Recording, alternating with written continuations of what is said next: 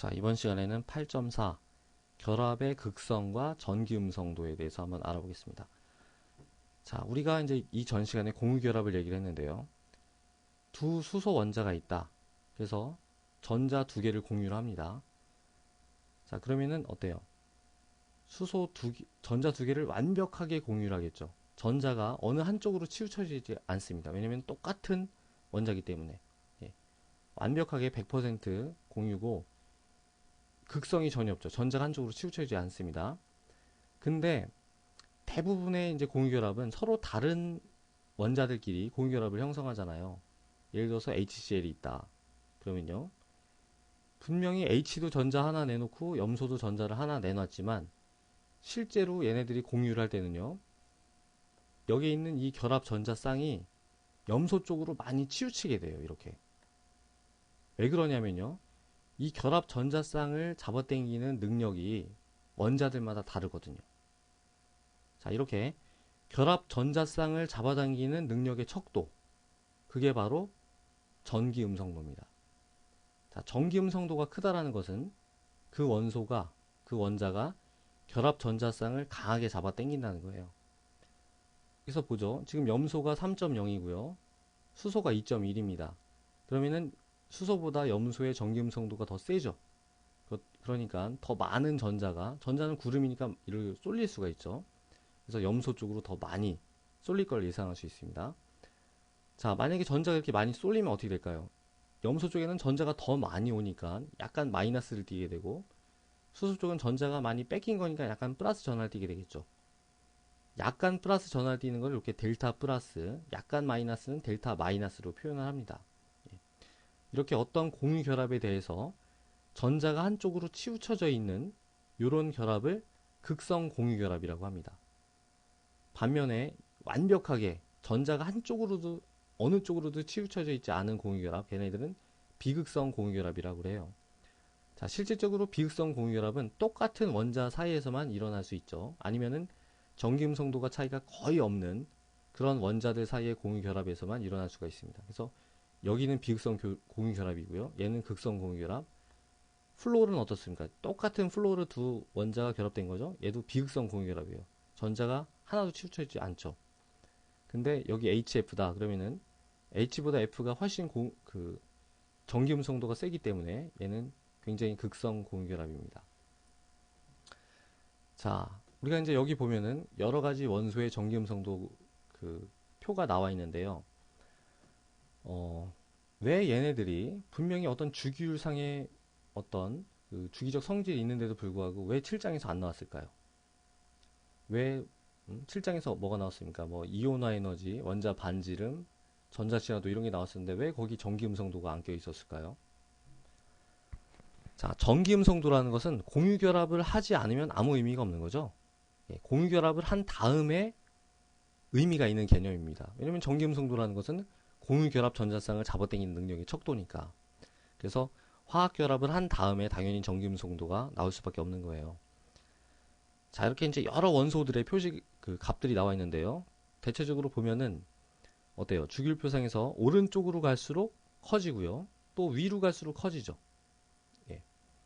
그래서 우리가 뭐랑 비슷합니까? 이온화 에너지랑 약간 비슷하죠?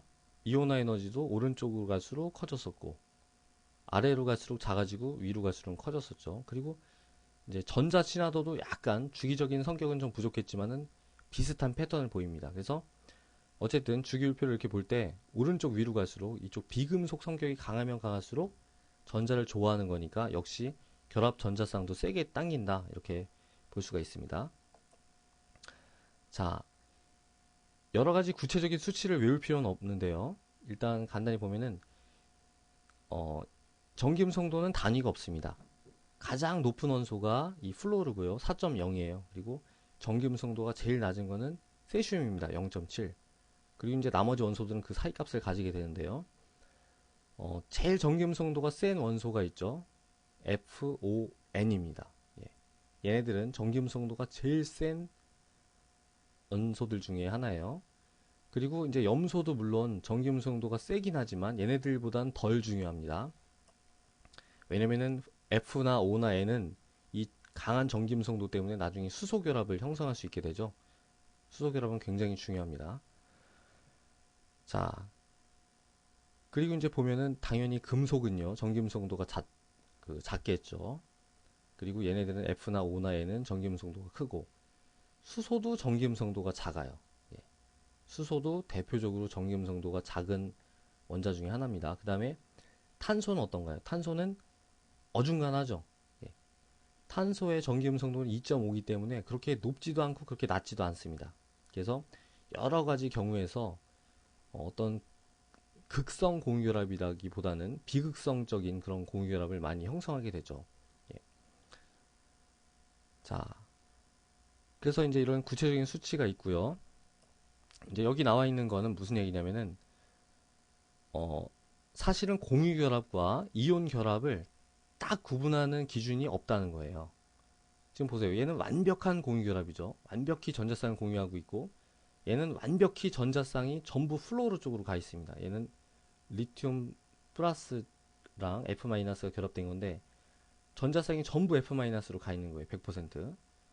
얘는 이온 결합이고 얘는 완벽한 공유 결합인데, 얘는 뭔가요? 공유 결합이긴 하죠. 극성 공유 결합이긴 하지만 이 전자가 치우치는 정도가 점점점 심해지면은 결국은 그게 이온 결합이 되는 거거든요.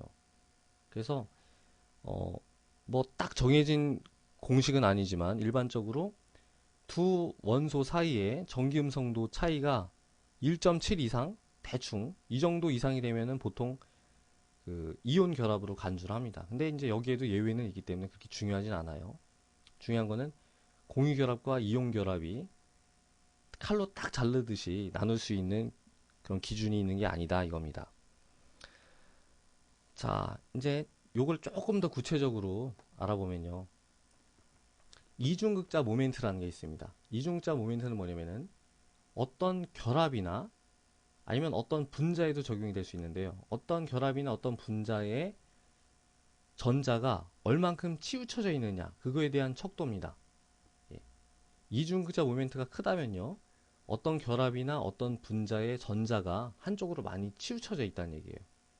예를 들어서 메탄이 있다, 이렇게 있습니다. 메탄이랑 물을 비교했을 때 어떤 게 더 이중극자 모멘트가 클까요? 자, 당연히 전자가 얘는 완전 대칭이니까 어느 한쪽으로 치우쳐져 있지 않아요. 근데 물 같은 경우는 산소 쪽으로 많이 치우쳐져 있죠. 그러니까 물의 이중극자 모멘트가 크다 이렇게 얘기를 할 수도 있고요. 아니면 여기 있는 공유결합에 대해서도 이 공유결합이 이 공유결합보다 이중극자 모멘트가 더 크다 이렇게 얘기를 할 수가 있습니다. 자, 이중극자 모멘트가 이제 뭔지를 말씀드렸는데, 그럼 이중극자가 뭐냐? 이중극자라는 것은요, 똑같은 양전하랑 음전하가 R이라는 거리만큼 떨어져 있는 거, 요거를 이중극자라고 합니다. 다른 말로 쌍극자라고도 하죠. 자, 이중극자에 대해서 우리가 조심해서 알아야 되는 건 이중극자 자체는 전하를 띠지 않는다는 거예요. 왜냐면은 얘는 플러스 Q고 얘는 마이너스 Q니까 전체는 상수에 대해서 0이죠.